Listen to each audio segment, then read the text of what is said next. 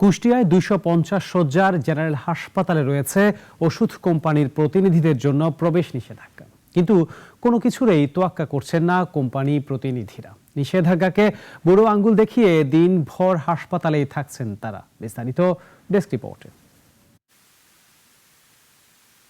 Kushtia general হাসপাতালে চিকিৎসকদের কক্ষের সামনে ওষুধ কোম্পানির প্রতিনিধিদের ভিড় থাকে দিনভর।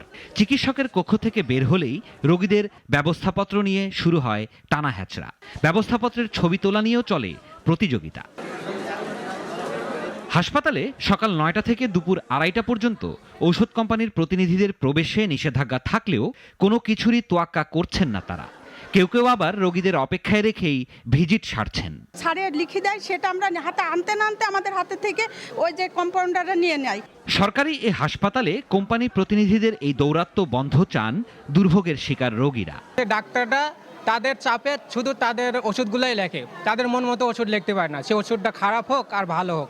তবে ওষুধ কোম্পানির প্রতিনিধিরা বলছেন অন্য কথা। ভিজিট এখন করিনি, আমি একটার দিকে ভিজিট করবো, ব্যাগটা রাখে চলে যাচ্ছে বাইরে, আসে ভিজিট করবো, একটা থেকে ভিজিটের নির্দেশ আছে আমার। সরকারের কাছে আমাদের এইটুকু আবেদন যে আমাদেরকে অন্তত 2টা দিন হসপিটালে ভিজিট করার অনুমতি দেওয়া হোক।